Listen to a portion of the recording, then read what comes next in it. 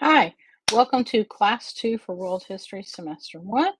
Today we are going to look at what happens when people get to the Americas. That is, when Europeans get to the Americas. So obviously there's people living there already. There's many different nations that are there.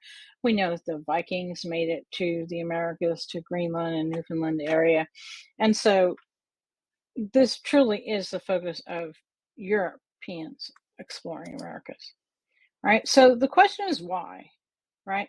So we know why they were searching the ocean to get to Asia, because they wanted to increase their wealth, they wanted to increase their power, their nation's power, their own personal power, and some nations wanted to spread their faith.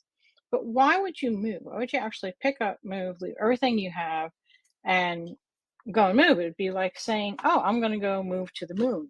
Why? Why are you going there? There's nothing there, right? So when you look at a class like this, you have to think of something that's that extreme. It'd be like you saying, "Yes, I'm going to go to a moon colony. I'm going to go live on the moon." Or, "I'm going to just take a backpack and a few of my friends and we're going to go live in the mountains." That's it. You're going to have to walk to a post office. You're going to take anything that you need back up with you. You can't use any modern conveniences. Think how difficult that would be. So think of how would you choose where you moved if you had to just take a backpack and you would have to wait weeks or months possibly for any items that you wanted. There's no Amazon Prime in the Americas at this point. All right. So we're also looking at where are they locating themselves. And so we're going to see that the Spanish explorers and colonies end up in one area, and the French and the Dutch and the Swedish, and everyone sort of has their own region. And then based on the region, we're going to say, well, why would you move there? Okay, so this is a very, very common map. And you see that the blue in the map key, right up in the left-hand corner, blue represents France. We see Canada, but this would have been referred to as New France. So one thing that we learn about Europeans is they were not very clever when they named things. They liked what they had, and that sort of becomes curious because you're moving to a new place and you're bringing your ideas with you. You're not leaving your ideas behind. You're taking what you like, and so hey, this is the new France. We're left old France and we're in new France. And so you had the New England colonies, right? You have New Spain, that orange peachy color. I don't know why they made the colors so close together, but the southern part of the map near the Gulf of Mexico, that's going to be Spain. And then you have, of course, the English colonies there. And the areas that are sort of blank, that taupey color, Native Americans are living out their best lives. They just don't even realize it at the time because nobody's actually gotten there. And we also see that the cities, so you would have the circles, you have several cities, and you've probably heard of some of these cities, right? Uh, in New France, you have Quebec and Montreal's already established. You have New Orleans, right? Baton Rouge. You have in the British colonies, of course, you have Boston, New York, Philadelphia, Baltimore, Charleston, Savannah. And then you also have in Spain, they don't really show any of the Spanish ones. I don't know why, but you would have St. Augustine, and there are some other cities in there. I don't know why they haven't listed any.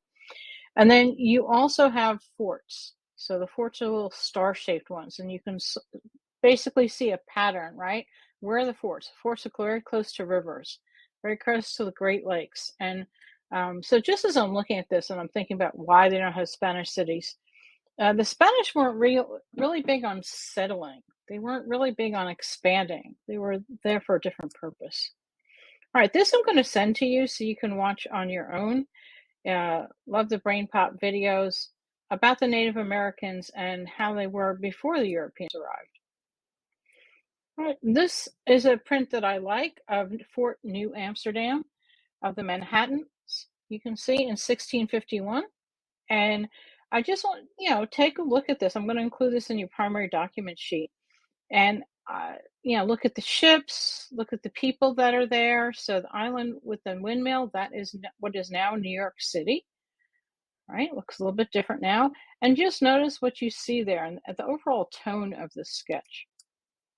Here's a sketch of Quebec from 1721, about 100 years after it was settled, right, by a Dutch artist. We're going to see his work in another place, but you can see there's a lot of work going on in the dock.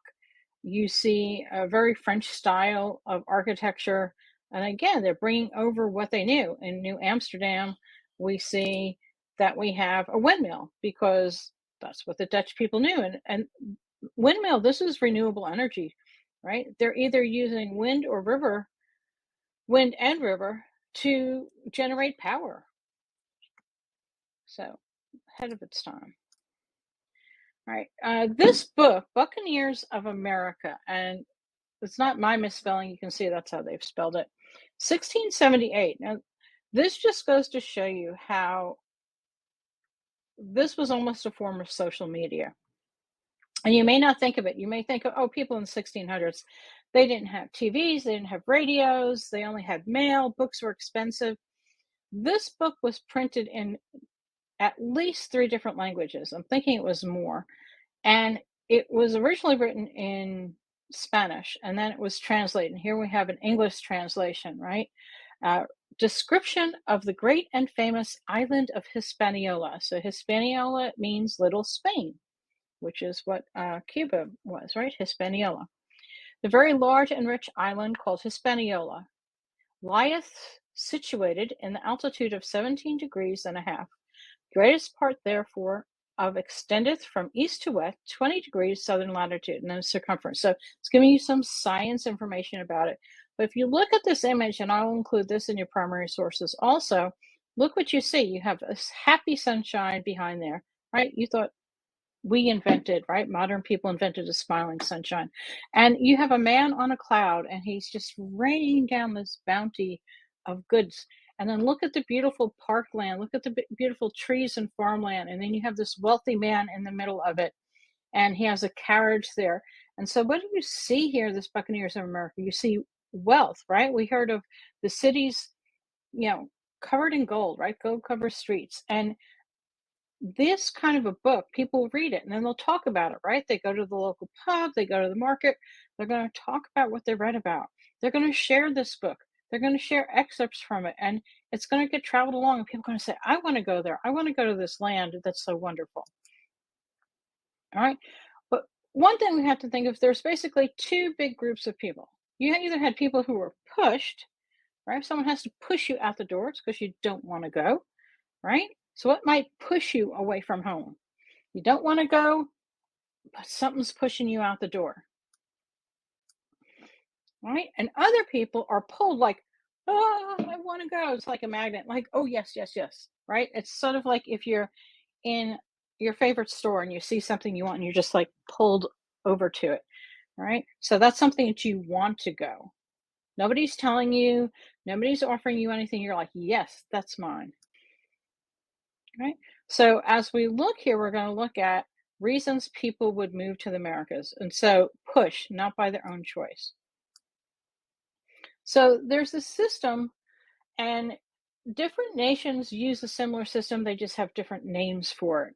The English called it a head right system. Right? And you see that from England, all the people that are leaving and where most of them are going, right? Notice the biggest, thickest arrow there, right? If you were a landowner and you brought somebody over, let's say you live in the Chesapeake Bay area, and you bring somebody over, one of those 50,000 people, you will get awarded 50 acres of land. Not the other person, you. So you become wealthier by bringing over other people. And most of those other people are going to be indentured servants, right? And so you're going to entice people to come. You're going to say, I want to go. Well, there's stories of children being kidnapped, of people being taken, and basically like prison guards being bribed to be able to get people to come. And so some people are going to come on the head right system, not really because they want to. They're definitely pushed into it. And definitely also a system of, well, you have a choice. You could go to jail, or you can go work for somebody for 5 years in the Americas. And so that was definitely a system of indentured servitude. Right? The Dutch have a very similar system, except they call it the patroon system. Right? And so in this case, notice 50 is a magic number. Every 50 people you bring over, you would get large amounts of land, very large amounts of land. Albany, New York was the most successful city. And if you've ever watched or heard of the Hamilton play, the Schuyler sisters were Dutch. And that is how their father made the money. Their family went back several generations, and that's how they became wealthy. Were from patronages, or where they had brought people over in indentured servitude, and because of that, they gained land. Um, and so, a lot of this was also slavery. People that were pulled into slavery. Okay.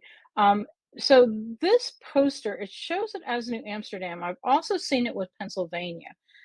This sketch. So people weren't um, they copied and reused images all the time because these had to be woodcut images. And this is showing New Amsterdam and the bounty that's there, right? But notice that it's slaves that are doing the work. Um, the Dutch didn't have a lot of slaves in the New Amsterdam area. They did have a lot of slaves in the Caribbean islands, though.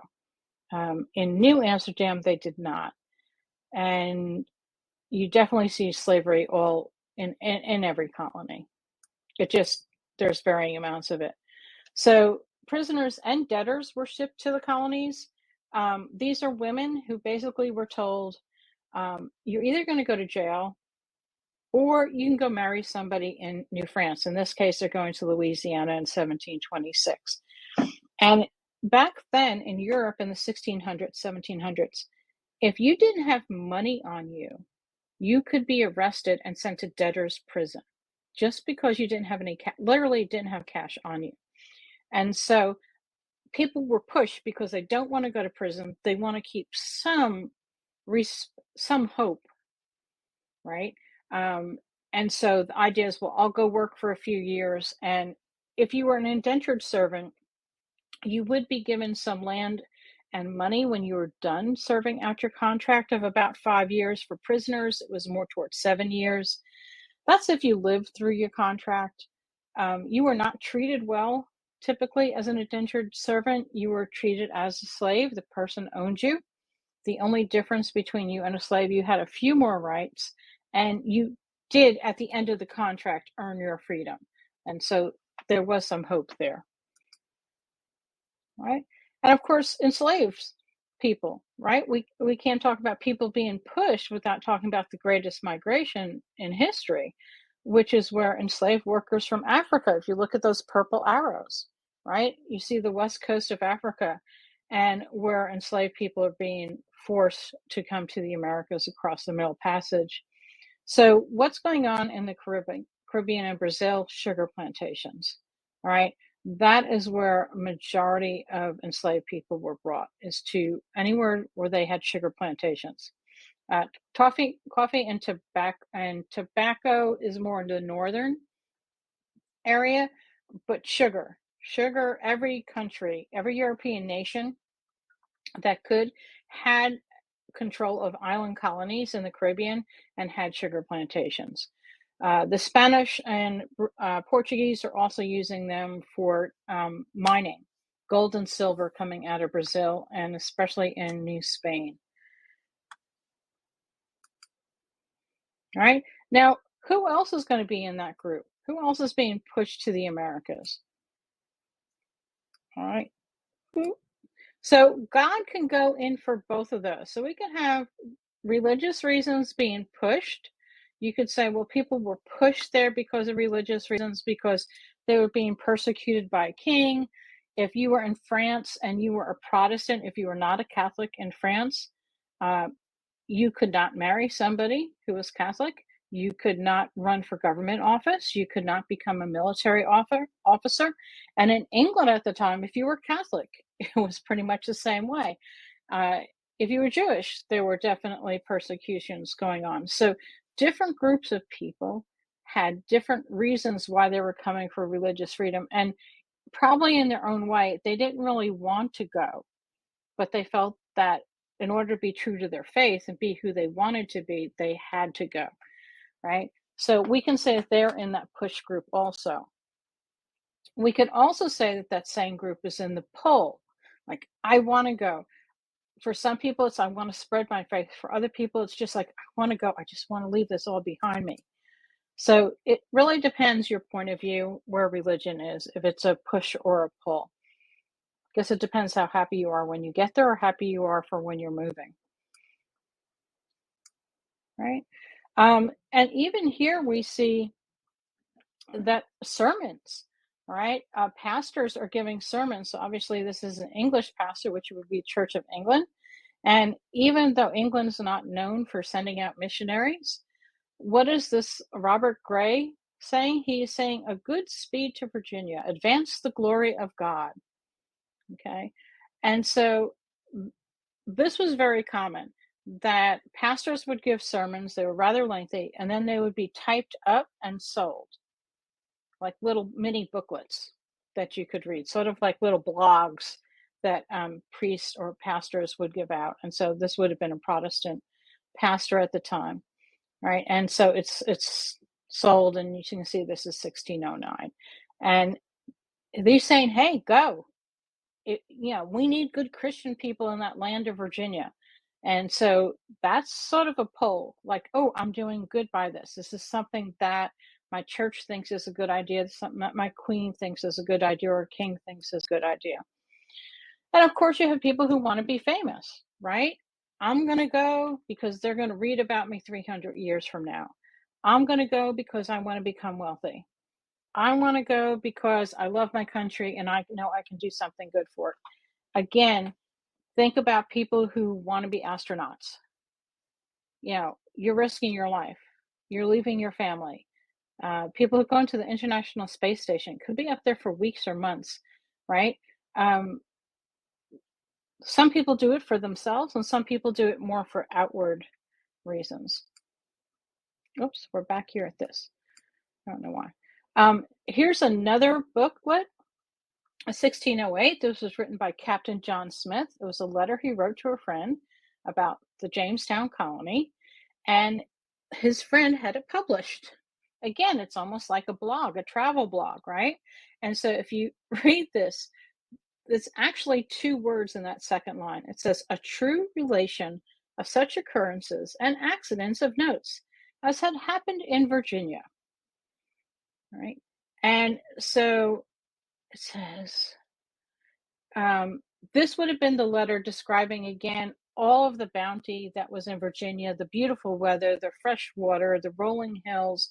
And so this is hoping to get you there. Remember, so Jamestown Colony was a joint stock company.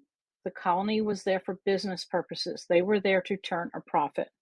So the more people that came, you had to pay the people who owned the joint stock company for the right to be there. You had to pay for the land usage, and therefore they would make money off of you. So this is a marketing, definitely, right? And then some people golden wealth. So if you were Spanish or Portuguese, you were literally going to go and have gold and silver come up out of the ground. Well, you weren't, but the people that you enslaved would, right? And so we have wealthy Englishmen who are going to be traveling to the southern colonies in the Americas for plantations, and they have a lot of money. They can afford to buy a lot of land. They can set up a practice, and so they're going to have big businesses. Um, some smaller families wanting land. We see a lot of German people, a lot of Scottish people moving to the Americas, looking for their own piece of land. Remember, Europe is small. There's been a big population boom. People want their acreage. And we really see it in Pennsylvania. If you ever travel Pennsylvania, you see all that farmland. A lot of it is still family owned farmland. And again, people without an education, very poor people, they hear what's going on. They see that this is their opportunity. They could become wealthy. They could be pulled there. Here's interesting thing, at least I think it is. So Jamestown brides, remember, joint stock company, Jamestown colony. Everyone that's going over in the beginning are men. Well, you can't build colony population without families. So you need women. And so these women were promised, I think was it 90, I think it says went over in 1620. It was almost like speed dating. And they were allowed to choose the husband. I mean, the man would have to agree. And then the husband, if they got married, he agreed to pay for her ship's passage, for her ticket that was paid for. And so it was a joint stock company again was looking at a way to get like, how do we get more people going? How do we get people wanting to live here and do better? Let's get some families. So they pay for the women to come over, but then they're like, if you want to marry her, you got to pay her ticket and then you get the wife. And my understanding is that the women were allowed to turn down men if they didn't want to marry them. Okay. And then here's another sketch. This is from 1882, but there were two boatloads of women that came over um, looking for husbands, or I don't think anyone went home. I don't know if they all got married. That'd be an interesting story, right? And again, here's another sort of travel blog for New Britannia, Nova Britannia, New England, even though it's Virginia. Most excellent fruit by planting in Virginia. Exciting all such as be well affected to further the fame. There's that glory, right? Come in and you're gonna make the country good, you're gonna make the colony great, you're gonna be great. There'll be stars and halos and angels singing, and it'll be wonderful. All right, and so this is that same Dutch artist who's painting in 1721. He must have traveled all around the New England, Canada area, and his painting of Boston Harbor, but you can see it's a different architecture, definitely an English style architecture. The same type of composition, though, right? You have the ships, sort of a flipped, and then you have the harbor, and then you have the men working at the bottom in the harbor. All right. So that would be people who were pulled to the colonies. All right. And so you're pulled for different reasons. Can we always have that God, glory, and greed? Right. Next, we will talk a little bit more about colonies.